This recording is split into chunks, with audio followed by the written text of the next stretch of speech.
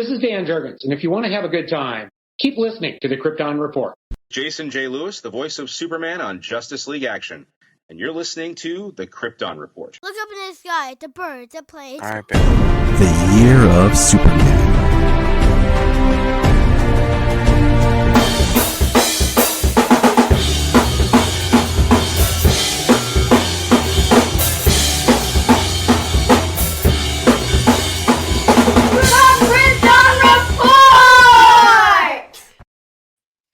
Welcome to the Krypton Report podcast.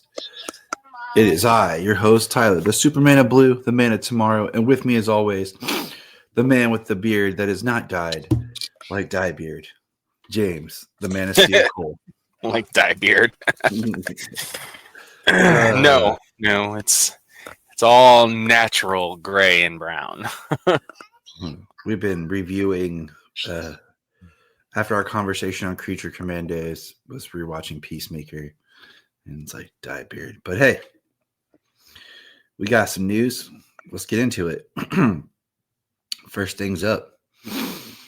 Is the super family getting too big? Just a quick thought. There is my continual update of all the super people that's been in the comics. Now that we've added Mon-El's comeback, and we have now Superwoman Lois. It just keeps growing bigger and bigger. And just I don't know, man. I feel like, is it diminishing returns? Are there too many characters? You know, Val, I think we missed out on having a hard traveling space heroes book with like John Kent and Val Zod. What do you think? I definitely think something like that. I want to see more Val Zod. I like the character. I think he's a cool alternate universe version of a Superman because he's not a version of Clark. He's another iteration. Power Girl, she's from another universe as well. But I can say that I think it's getting too big, because when it comes down to it, sometimes it's hard to find big threats for just the one character, and then when you've got a whole bunch who are, nearly his power level, then it's potentially, like what threats are out there, like the super family single-handedly, like this Justice League kind of a level, but also, not everybody brings the same thing to the table as even one character, but let alone all the members of the Justice League. I feel like if you were, because when you do movies and cartoons and things, you tend to the world ends up shrinking, But with the comics, the worlds grow and they get bigger and bigger to make room for all of the characters and everything. So, they do a good job of weaving in. So like the Power Girl book, they do a decent job of weaving that in and out. She's on her own stories. She's doing her own missions. But she comes in and out. Like she worked at the Daily Planet, so she comes in and out as a reporter there. So she weaves in and out of the world and with the characters, and she has her own stories. And then of course Supergirl is off world in the action books doing her thing, which is good, but yeah. And they even have Connor and Kong Keenan doing their own thing. So you can write the stories. The world does get bigger. So as long as they're kind of taking care of their own thing, and I feel like an event book, will definitely get them more together and everything. Philip Kennedy Johnson is supposed to be writing a book for the House of L. I think picking up with some of his House of L characters from like Future State or something. Yeah, you jumped or ahead. The Book of L. There we. Oh, see, sorry, I didn't even realize that was on our list. Yeah, so we have the Book of L that was announced. That'll be coming. Supposedly, they've canceled it for now. So it was supposed to be at March. It was supposed to be the Future Slate House of L creators Philip Kennedy Johnson and Scott, I don't know, were announced as returning and bringing a new Superman story in the Adventures of Superman, the Book of L. It would conclude their future state storyline when 5G went away and changed everything at DC. So, well, that's one news piece we got. But yeah, the family keeps growing. And so I was looking forward to the Book of L. I liked Philip Kennedy Johnson's run on Superman in action there. who did it? Who did it? Yeah. You know? Yeah, the War World saga was fantastic. But so yeah, well, that's disappointing. We got another Superman book though. Yeah, right, we have another one. Superman Unlimited is coming, and this story is from Dan Slott and off by Raphael Albuquerque. And the series follows the aftermath of a massive kryptonite asteroid hitting Earth and Superman having to deal with everyone having access to his greatest weakness. Okay, that could be neat. You know what's coming out? We have the new film. So that could be really neat. My thing is that could be cool for the whole super family in a sense, because that's a weakness for all of them. Yeah, for just about all of them. With the only one who probably wouldn't be affected would be Kong. Yeah. And I still think, and I've said this, that right now DC has no idea what to do with John Kent. I think him having his own book with Val was great, but they don't know anything to do with him. And last I know, Val's still in the Phantom Zone. I don't even think that they've gotten him out of the Phantom Zone yet since Ultraman put him there. Yeah, and we'll talk Phantom Zone next week stuff. So, I need to catch up on that to catch up exactly where that's at.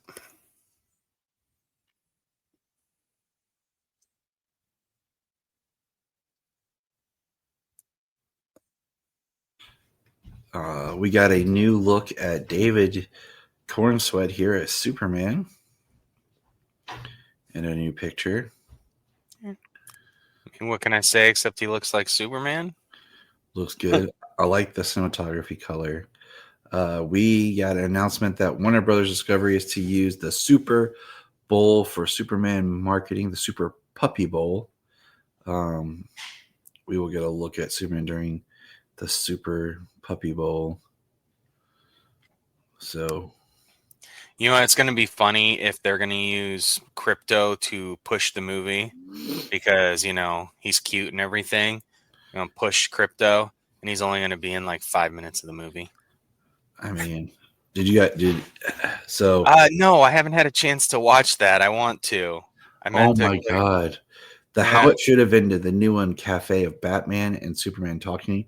I love how they both have their newest looks, but the funniest part about this that I was dying laughing about, and I had to explain to Solomon, is as they're sitting there talking, Batman has his bat phone out, and his bat phone is getting all of these alerts, and the alerts are everything that's going on in the Penguin series. Oh, really? And he just keeps ignoring it. And that's actually really funny. Yeah, that's really funny. And I'm surprised. Maybe it was too soon because how long it takes to produce. I'm sure the cafe stuff doesn't take nearly as long as the movie stuff does, but producing, and they do a short change way of animation to get by, but I'm surprised that they didn't say something about his movie being delayed again for another friggin' year. I wonder if they will, because he said the next How It Should Have Ended is supposed to be the Penguin, so I wonder if there'll be a joke about it. Let's see. Something like the Penguin's going to be running Gotham for the next 2.5 years. I got a new Superman wallet. Sayla got it for me. It's an Action Comics #1 wallet. So that's pretty awesome to bring up here. She wanted to get it for me. Keeping with the movie note news, David Krumholtz, most people might know as, or Krumholtz,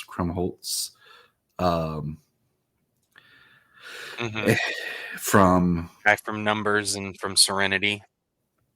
Yeah, but I think of him as, Bernard from the Santa Claus. We'll be Bernard playing. from Santa Claus. He was in 10 Things I Hate About You.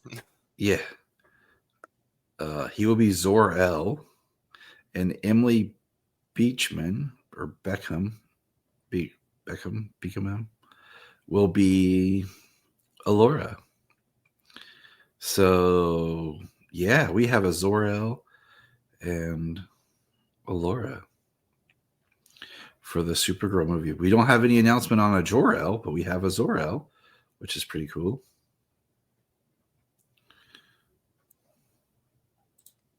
Yeah, I mean, I love that guy. I love Krumholtz. I think he's either really good or really hilarious in everything he does. And he was the reason the show Numbers was any good. Yes. Yes. I love that guy. So to see him playing Zor-El, I'm just like yeah, absolutely. That is totally fine by me. I love that guy. So yeah, I'm looking forward to that. I'm not familiar with the female actress. Yeah, I've seen her, but I can't pinpoint anything. I haven't looked her up on IMDb or anything to see where I know her from. Let's see, just pulling her up real quick. Hail Caesar, The Pursuit of Love. She was in Cruella, which I saw, which was the same director, so that makes sense. But I don't really remember her character of Catherine, the maid. So she's been in things. It's just,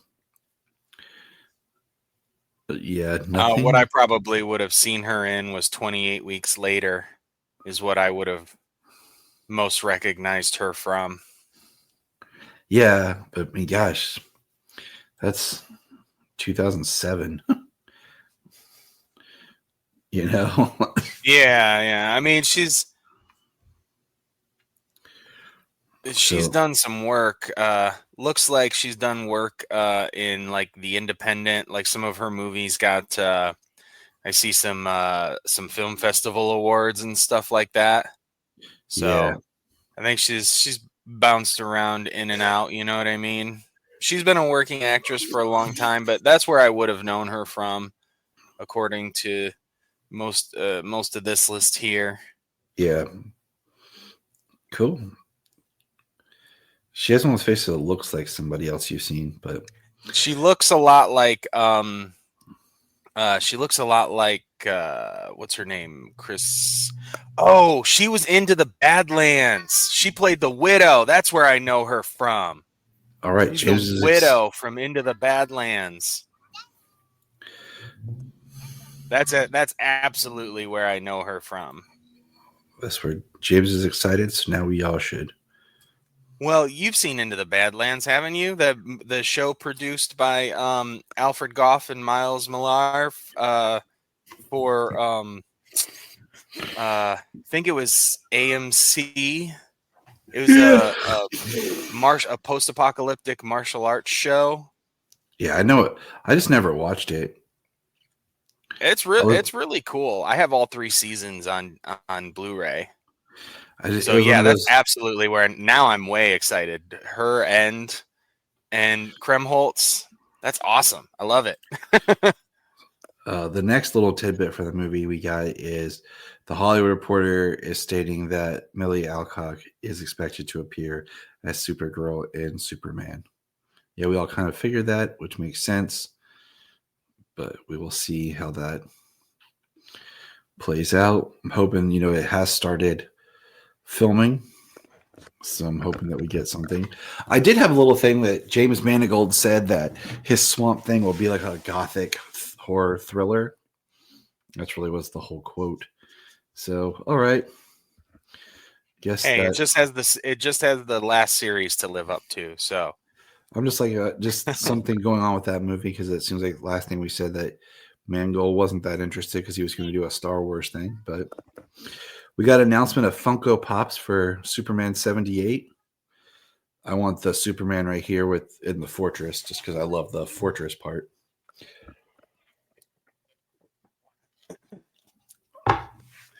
of course, Lois Lane would have to be in her 90 though.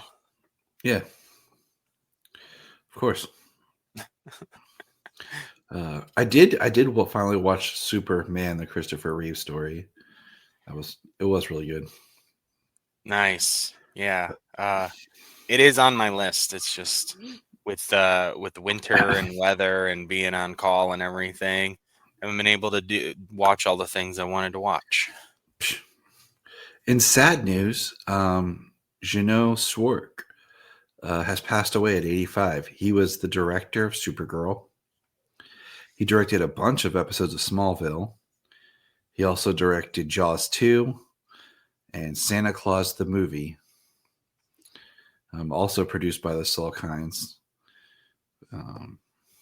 So Not to be confused with the Santa Claus. Yeah. The Salkinds just like putting the movie behind things. Superman, the movie. Santa Claus, the movie.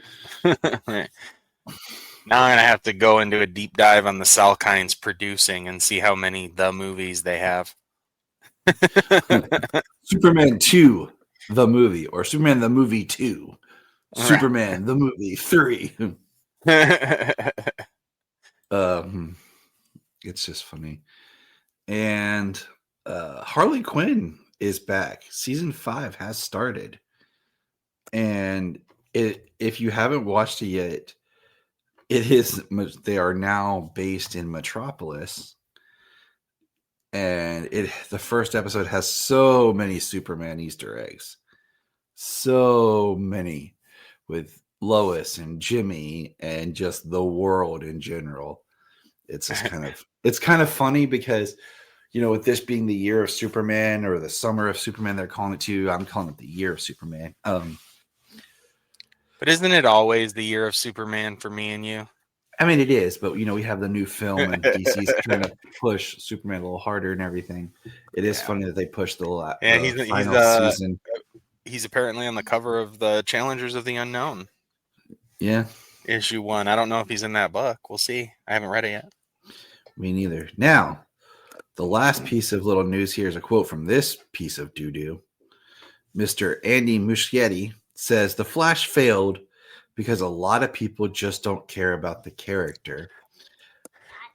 But that's how the Flash ran for 9-10 years on Grant Gustin's 10-year run. And here's a quote right here. Grant Gustin's 10-year run in the Arrowverse proves the Flash is a character a lot of people care about. So, yeah. What was the last movie that came out that the director said, "Oh, well, people just the failure of the thing was just people don't care"? No, you made a crap movie, dude. Like, you made a crap movie, and the studio crapped on the brand for years on end before that. And James Gunn crapped on all your movies coming out for the year before when he announced that everything's getting rebooted. It had nothing to do with people not liking the character. That was a stupid thing to say. It's not the first time it's been said. Just plain and simple, like, that's not the case. No, let's see. You tried to sell the movie on nostalgia with Michael Keaton, and you thought that was going to pull the whole thing through when everything he said was pretty much a repeat of a line he said in previous films. So let's look at it here. You took an actor that people were kind of mid on, but the version people liked was the Snyder cut, not the Justice League we got in theaters. Then you doubled down on that actor in a script that was meh. You didn't include any great Flash villains. Okay. Not a one. Then, all right, ready?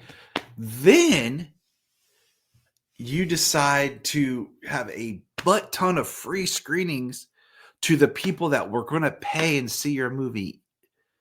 So all these people who are already going to pay and give you money, you're allowing them to see it for free. And then you really don't want to make The Flash. You just want to do the movie because he even said he wanted to do the movie because he could get Keaton back, because you just really wanted to do Batman. And it shows that because the Batman scenes are some of the best scenes in the film, that's what you wanted. Yeah. And then he even went on to say that it didn't work for the 4 quadrant and for women. Now, I have a little quote here to play for my beautiful daughter. I'm in the car here with Sayla. You know, my daughter who loves The Flash. Sayla, did you know that the director of the Flash movie said that the movie didn't do well because girls don't like The Flash? Why? Why, you son of a beaver? Flash is amazing! It's better than the freaking idiots out there. I'm done. See, that's truth. What is the saying? Out of the mouth of babes comes truth. Yeah, right there. Suck it, Machete. Yeah, no. As soon as I saw that posted, I was like, no, like you're trying to make excuses for having a poor film, and because you couldn't sell the movie on Ezra Miller because of everything that he was going through, you know, in the public eye, you tried to sell the movie on Michael Keaton, and then when you actually see the movie with Michael Keaton in it, most of the things he does and says is fan service. Yes, his action sequences are some of the best Batman action sequences we've had on film, you know, minus the warehouse scene. But that'll be hard to top. Like, yeah, the warehouse scene's just going to be hard to top by anybody at any point. But I mean, they were great. They were great scenes. So no, you guys just it was a collective of everything. It was the studios. It was canceling. It was you know, people dropping in and out, rewriting the script over and over and over again, doubling down on the stupid Justice League version of Ezra Miller's Flash. You know, like yeah. It was a whole pot of things why people didn't like your movie, and it had nothing to do with people not liking the Flash. Grant Gustin's show was the most beloved Flash show, was the most beloved show of the CW verse, maybe until Superman and Lois. Who knows? But still, like it was the best show they had. It was most people's favorite show out of the bunch. Yeah. Like, no, you're just coming up with excuses for making a poor film. Yeah. That probably you really didn't want to make in the first place. You just did it as a favor. But you did it as a stepping stone to try and get what you do have now, which is Brave and the Bold. Which we'll see how that goes. And we'll talk about that later. But all right, so that's all the news. Now, for everyone who's watching this or is on YouTube, there is a YouTube short video. But later on in this audio episode, we will get our first Junia Reads review, as we will get Junia discussing Action Comics #1.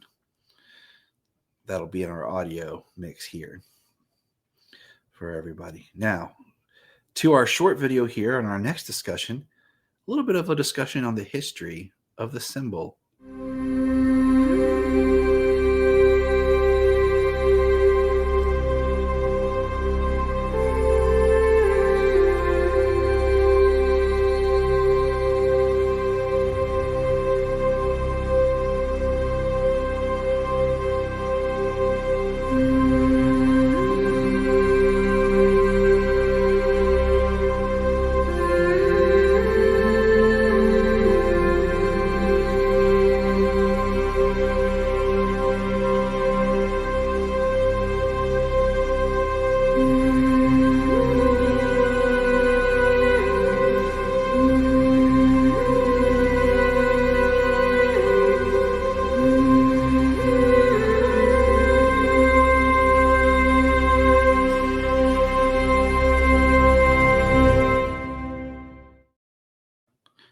right. I So love there's a that little- video. That was great. I just threw that together with some stuff I got here. I'm looking for something real quick here. My little project I have here. It's a little tricky having just the one screen, but it was a discussion I had here on the Superman and Shield. I'm going to give credit where credit's due. I think that Superman homepage, Steve Jonas, our friend here, has a really great comprehensive chart they developed. And I want to just kind of break it down a little bit here. So give me 1 second as I go to pull that up here.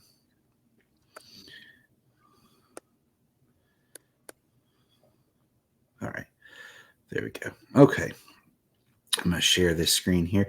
But just a history is the S Shield, and we're going to say S right now, was originally invented by, for Superman, that Jerry and Joe wanted to put something on their character.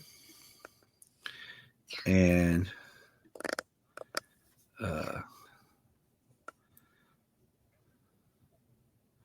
hold on a second. This is being a pain in the butt. Why is it being a pain in the tush? Let's see if it's not going to let me show it. Man, come on. Oh, but the S was for Superman, of course. But then, it also stood for Siegel and Schuster.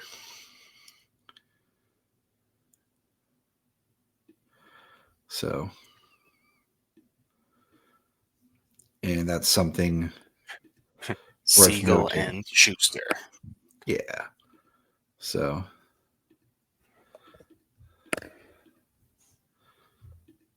And the S, as we would come to know it. And then over time, it's Superman. And over time, it would be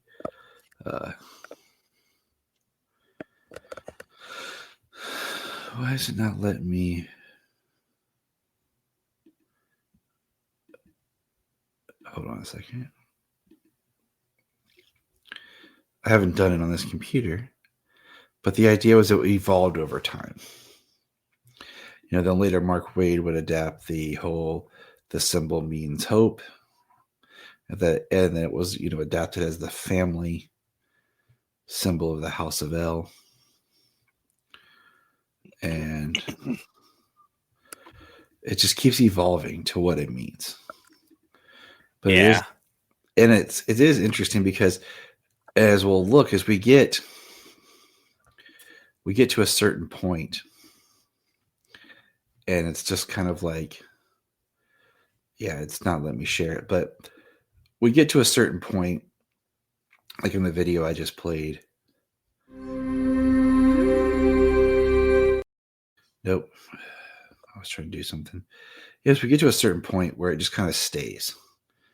And that's the symbol that everybody knows. And then, we have the Elseworlds, just slew of variations. And, right. And for the anime movies, also very similar. But it really is, we get pretty much the same basic style of symbol until Superman Returns. And where, like I said, it was a marketing. But for the most part, it's been very consistent. Yeah. There's been quite a few variations. It's Superman and Batman, two of the most recognizable symbols. Yeah. And so it's been, and I wish my slides was working. I don't really know why it's not. They even have a version of it from if he was if he landed on Apocalypse. Yeah, and I like when the Supergirl is the same with a few tweaks. like the Supergirl TV series, hers, the way they did it, I really liked, and it was in the slideshow where it had the gold was kind of outlining compared to just being the generic, and then even the Sasha Kaye symbol,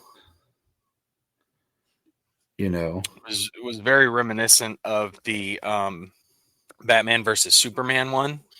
I do like that. I think when the Supergirl one is so vastly different in style, because it's an S. I mean, I don't know what you mean. Like, I'm not trying to say vastly different, like some kind, like you're trying to do that little three line S. You know what I mean? That kids used to draw on, that we used to draw on our notebooks.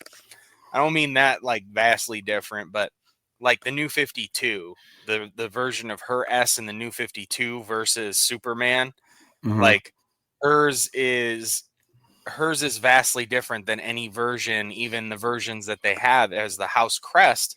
Like it's just really a very different stylistic look to it. I think that feels like a bit of a departure. Because it's the family crest, you know what I mean? I feel like she would want to own up her family crest, really.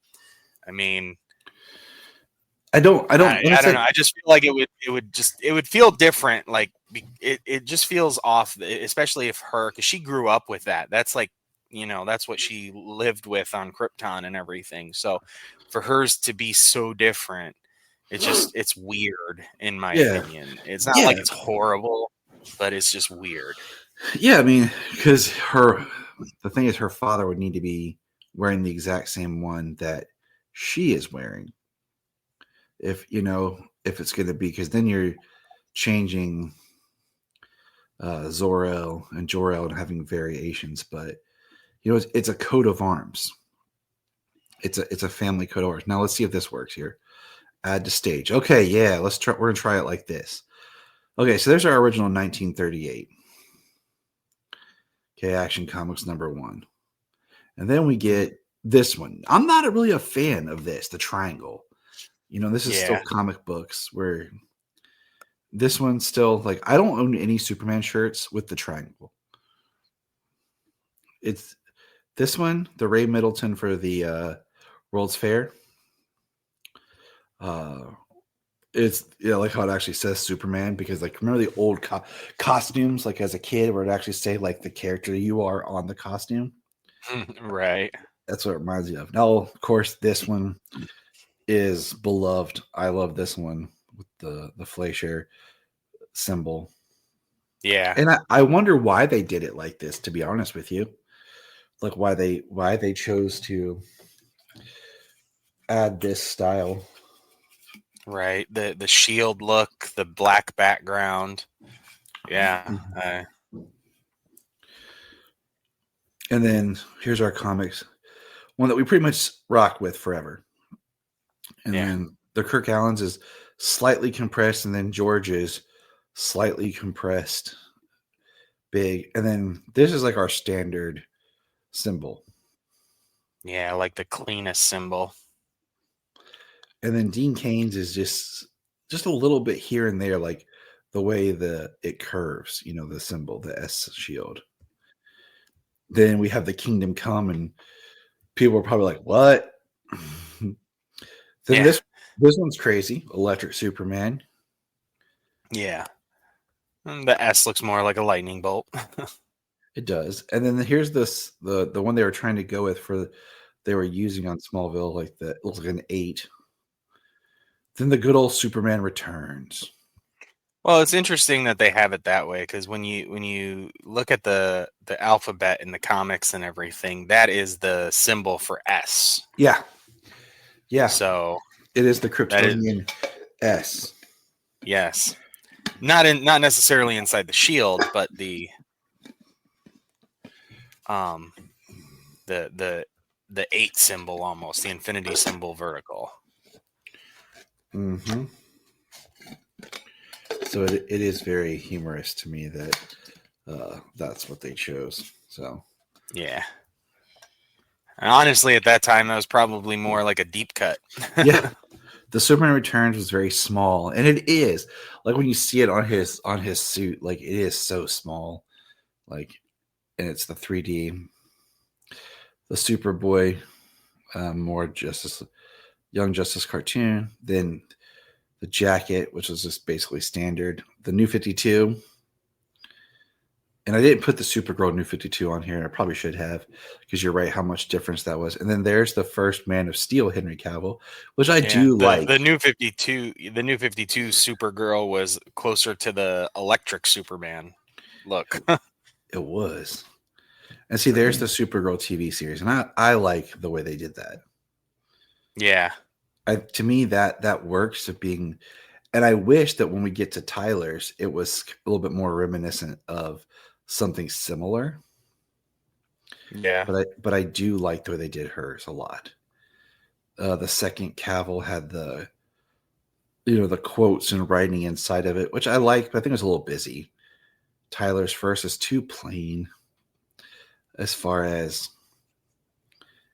I don't know. I like it in the sense of, but it doesn't. There's no variation to denote that that's really him. There's the except for Kingdom the Come. little yellow clips on the outside looking thing, and look, they had to make the shield look like it's clipped on, like his cape is clipped on. Right. It's the only thing I really dislike about it. And see, they even still have that design there. It's just not. It's not yellow.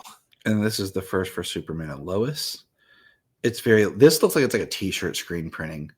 See, there's the Sasha Kaye Supergirl that's has a little extra like flair here, which I'll go with this because it looks so much like the Man of Steel, but a little bit different.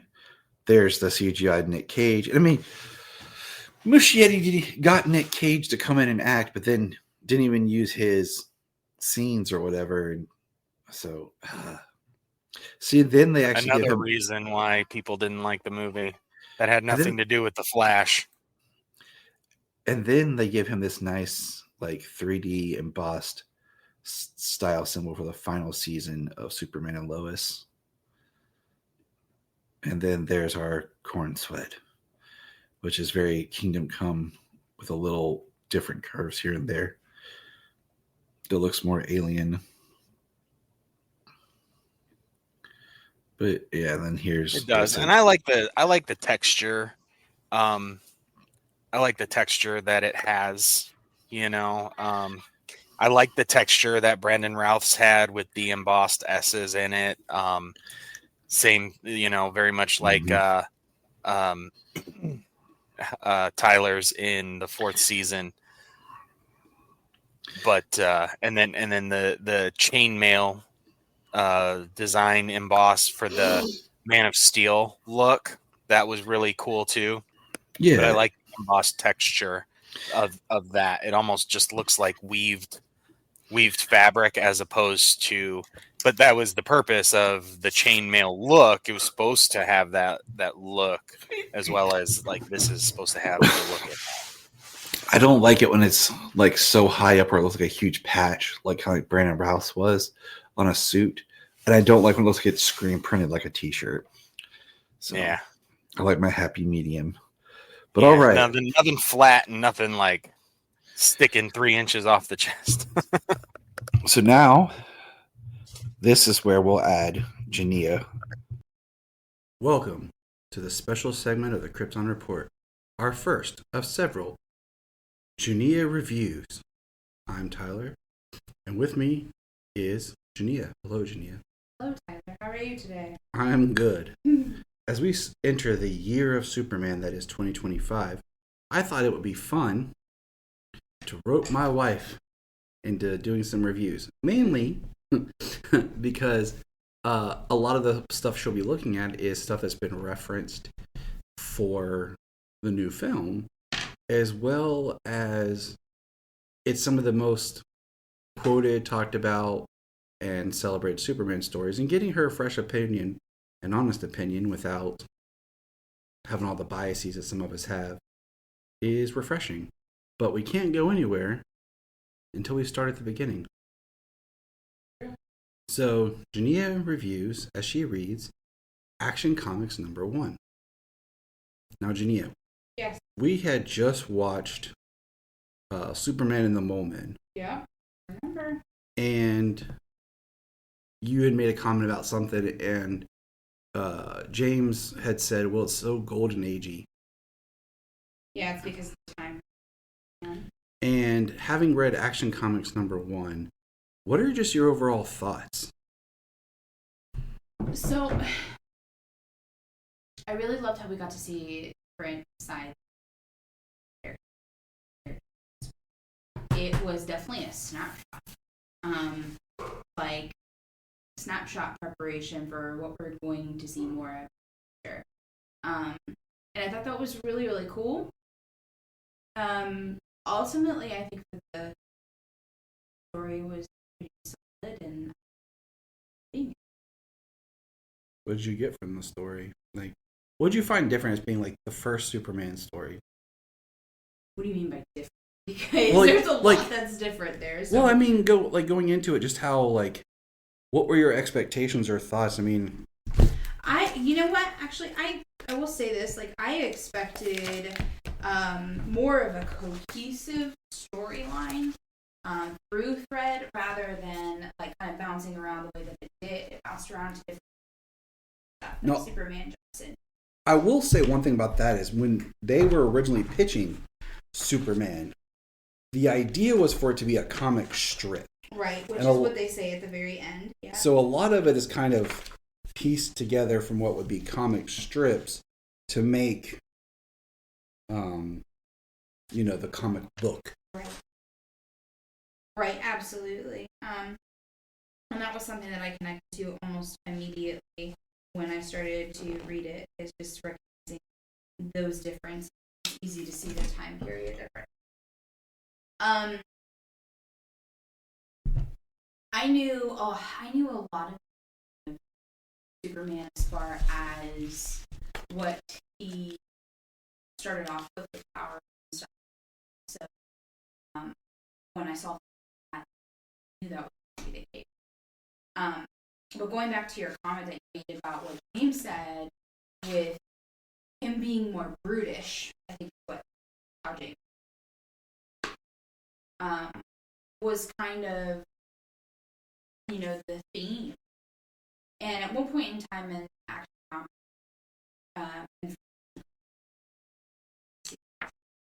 Superman picks up this butler and carries the butler to the governor's court, right? And he is manhandling him, basically. The guy's like, he asks him, I think he says, are you going to take me to go see the governor? And the butler said, no, I'm not. And he said, that's okay, I'll take you, basically. So he picks him up and he runs up the stairs with him, hovering above his head. He doesn't just pick him up and piggyback. The dude literally picks him up with one hand by the waist and lifts him, we're talking Dirty Dancing style, up into the air and runs up the stairs, And I agree with James's perspective on him being more brutish. I think that the Superman that we know now, at least from my perspective, has learned the lesson of having to be gentle with people over the years. Because that's one thing I noticed here is the way that Superman is portrayed is, realistic, but he's Superman without the experience. Mm. And he's Superman without seeing how his power can affect the world. So it's almost like we have the perspective of what I would almost consider a child, which is really cool. I love to have, obviously, building blocks that are here to create this amazing legacy. And I would say they're pretty solid. And the building blocks that I see are what he stands for. Freedom from repression. He stands for the little guy. He stands for truth and justice here. Really, he goes Champion up of the oppressed, the physical marvel who had sworn to devote his existence to helping those in need. Exactly. I always liked that champion of the oppressed. Because at that time, right, in the world, there was a lot of oppression that was going on. So when this was created, I know, even if I didn't know, pause for a second, just imagine what it would have been like, 1938? Mm-hmm. And there would be a lot of this energy, very similar to where we're going, but a lot of this energy of wanting to find freedom from oppression, wishing that there was something out there. So you see it immediately right after in this first, you just get little snapshots of it. So I love that we start with that theme and that it's, carried to now in different ways. But I will say, as simplistic as this story is, experience that I can jump through, definitely feel like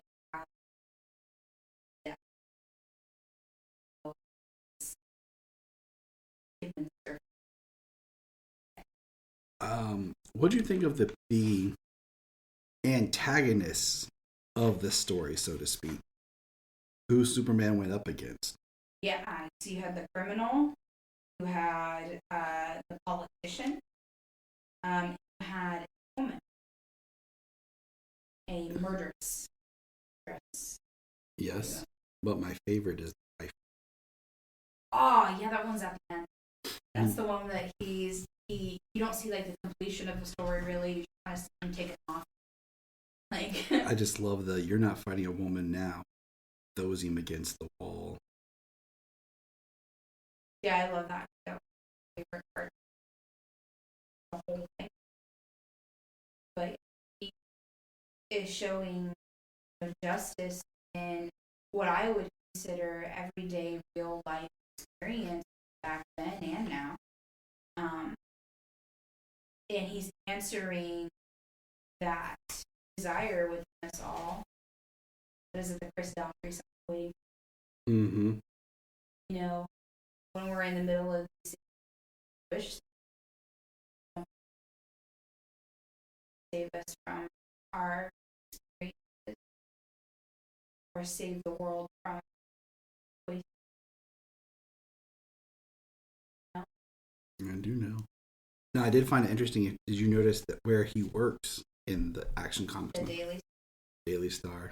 Yeah, I definitely paid attention. But I also I knew, being your wife, obviously, I soaked up things over the years, so I can't say that I'm completely unbiased here, right? No, I know. But yeah, the Daily Star. It is interesting just to see where he is when it starts with his power levels. He's basically just a Superman enhanced man. He's enhanced. He's not really to the extent of what we see now. We just built him up throughout. But wait till I gotta find something crazy from the Silver Age for you to. Oh. Where basically he can just fly to a sun and go and blow it out. Oh, that's hilarious. But having read this, and then you watched a couple of Adventures of Superman, do you see how George portrays the perfect golden age Superman? I mean, I've always George.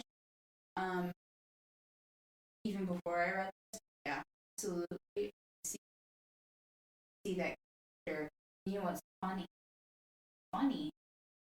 Earlier,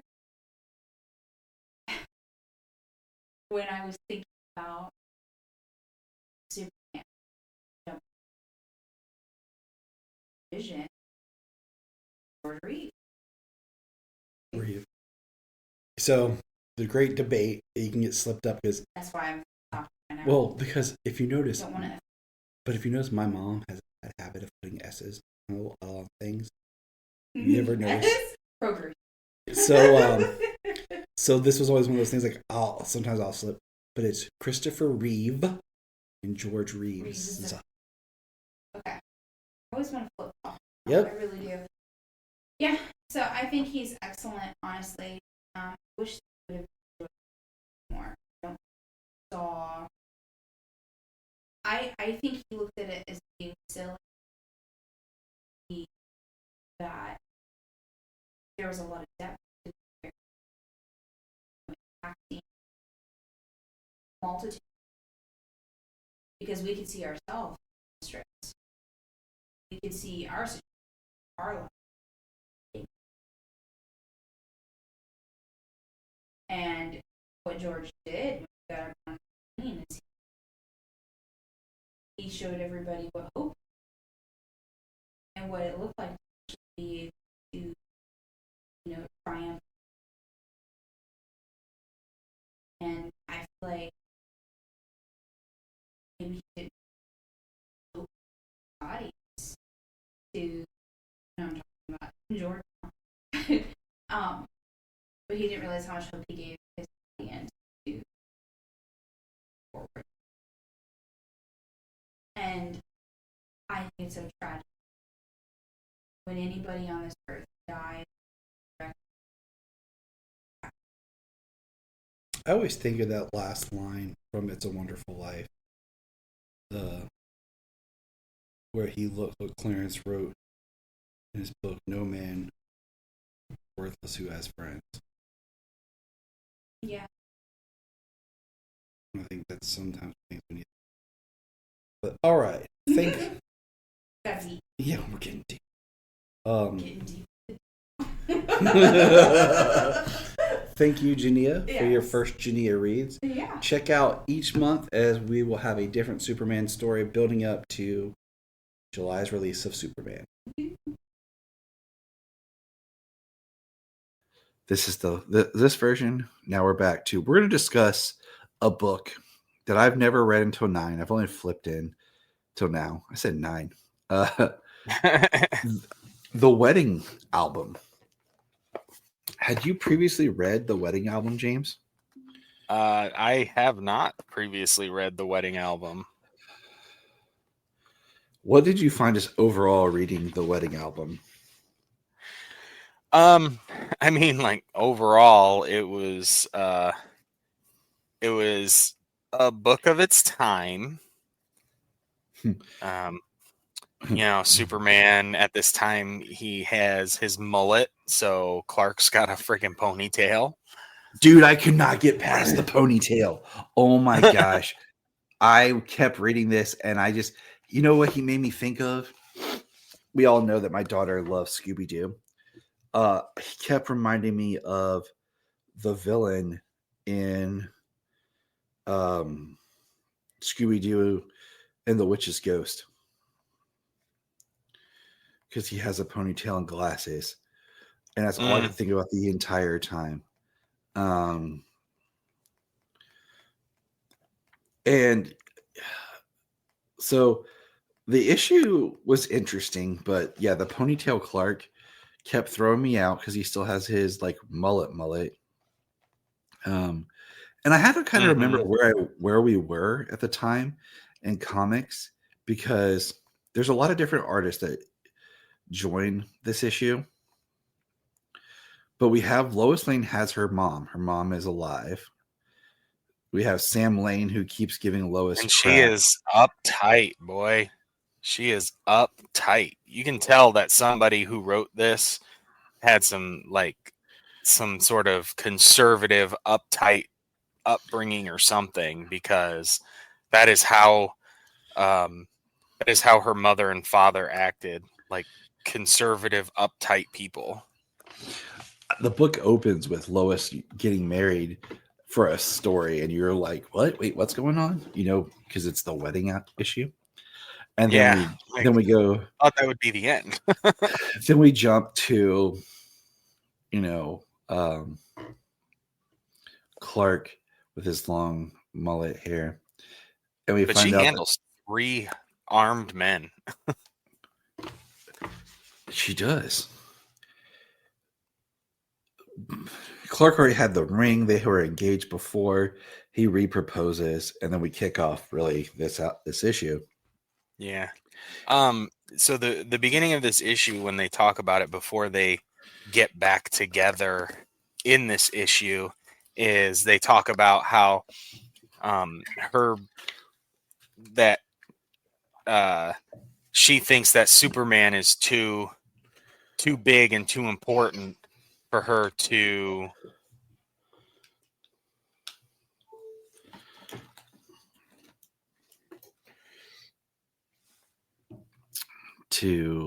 be in a relationship with. And I think there's a lot of good I think there's a lot of good traction in this. I don't want to say I like the bones of this, but there's a lot of stuff in here I just really wasn't a fan of. And maybe that's just me, you know. Some of the depictions sorry, and what I stuff. was I was. Oh, go ahead. Yeah, sorry. What I was saying was the end here, or this Superman is too important for them to be married, and that's from her side. From his side, he was saying like that it's like a first responder, like he might go out and never come home, but it was very much like Lois's reaction to at the end of the penultimate episode in the beginning of the finale of Smallville, that she's a distraction for Superman, that type of stuff. Yeah. So I got that from it, like that. I feel like that's where they pulled a little bit of that story from, was in this as well. I can see that. Sam Lane giving Clark crap constantly for everything. And Clark doesn't have his powers, and I forgot where we were, like why he doesn't have his powers and stuff. Yeah, at that point, I'm not sure what happened before, why he gets his powers. At some point in the book, Mixie shows up like just before their wedding, and they have a little quick conversation, and he talks about him not knowing, or him not being involved in why he doesn't have his powers right now. But yeah, in this whole issue, he doesn't have his powers. He even performs a couple of saves and stuff without his powers, which is a true blue Superman, and I love it.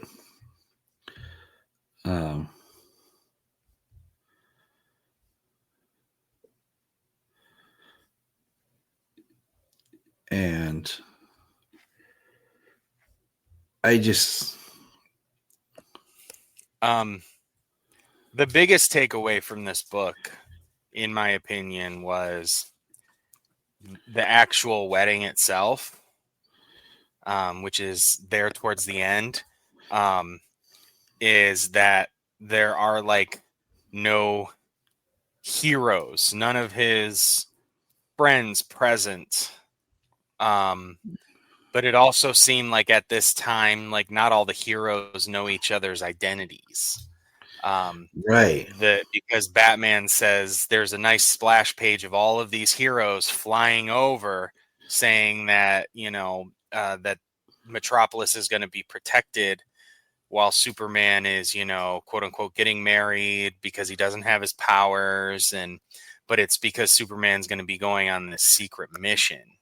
It's not that he's getting married, and of course Bruce Wayne can't come to his wedding either, which he mentions that he wish he could come. But there's like no heroes at his wedding. But I do enjoy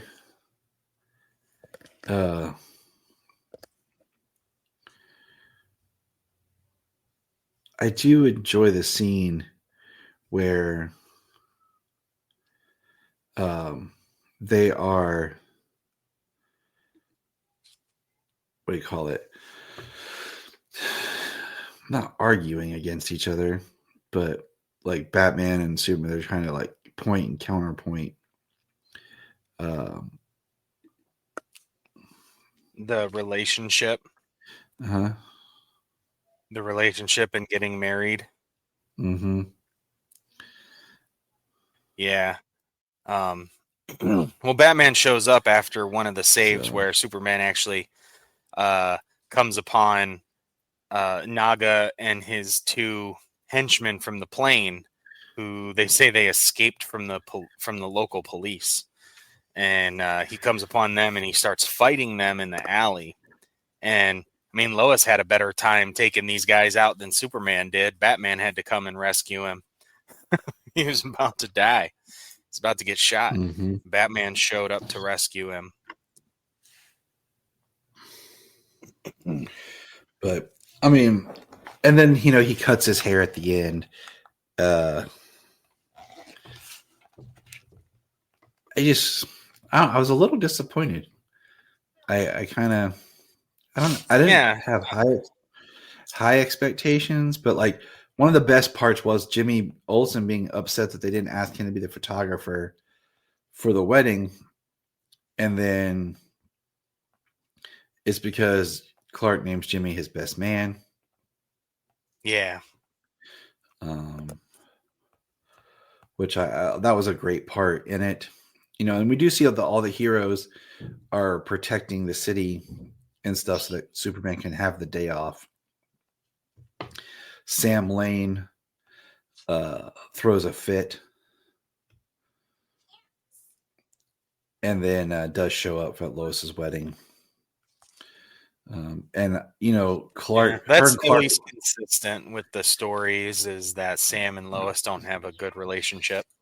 because she mentions like how Sam wanted a man and raised her to be like that and not to be a girl. And it's Clark and Lois walk down the aisle together, which is cute.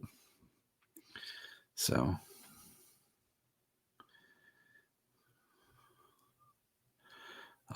but yeah, I mean, that's the wedding issue. Like I said, I was a little disappointed. I don't know. I was expecting a little bit more, but I mean, I kind of was myself. I mean, we follow Lois and her family. Lois is doing some apartment hunting. It's funny how she's apartment hunting like the day before or the day of her wedding. They're having kind of a bridal shower. Clark is having somewhat of a bachelor party. I mean, we get Bibbo, we get John Kent, we get Perry White, we get Maggie Sawyer, Dan Turpin's there, Ron Troop. I mean, it's just a who's who of all of their like friends and pals and things like that. Like, honestly, one of my favorite parts was the brawl in the bar, and John says, "Aren't you going to do something about this brawl, Commissioner?" Commissioner says, "What brawl? I don't see any brawl." Ron Troop says, "Can I quote you on that?" He says, "What quote? I didn't say anything."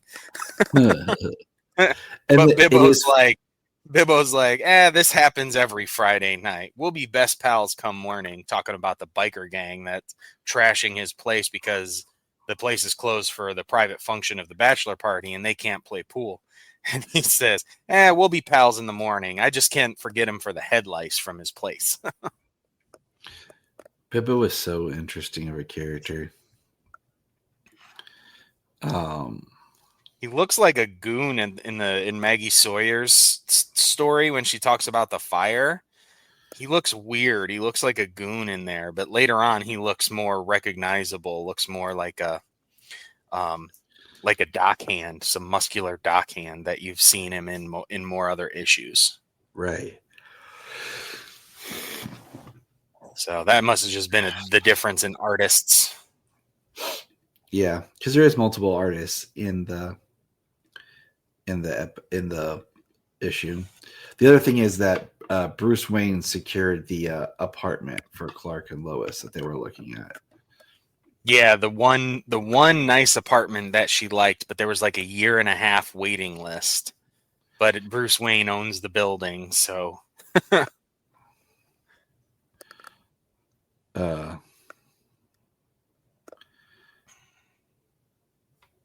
and yeah, he was like, Bruce Wayne secured it for you. So, but so I was just checking some news while we were recording here, and so this goes back right here. What we were kind of talking about with the Superman Unlimited is part of the Summer of Superman initiative. The DC is going to have books launching in May, preparing for the new Superman movie, and we'll see what that is. But I just feel like John Kent is right now a character that's being completely undermanaged, and they don't know what to do with. yeah. Well, I mean, they aged him up, gave him a little bit of a story, and now that they're doing this whole like Superman family thing, like, what are you gonna do with John? Right. And that's where we're at. But join us next week as we dive into comics and we get back into catching up on our comics and some Superboy watching as we continue the year of Superman. I'm Tyler. This is the Man in Red, James. And remember, Look up in the sky! Thank you for checking out the Krypton Report. Please click our link tree in the show notes to follow us on your favorite social media platform. We have a $1 Patreon, just $1 a month to keep us going. And in return, you get exclusive shows and specials. If you want to join us on an episode, send us an email or a message. I am Brian Peters, the creator and host of Gravely Amusing.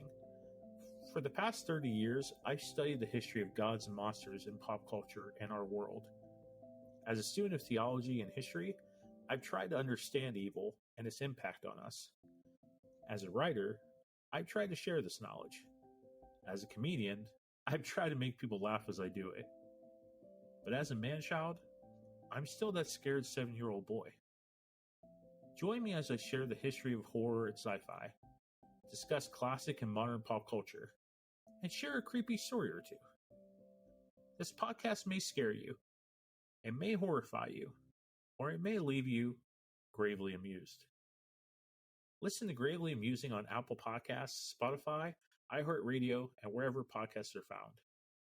Follow us on Twitter at @gravely_amusing or on TikTok at Gravely Amusing. Look up in the sky!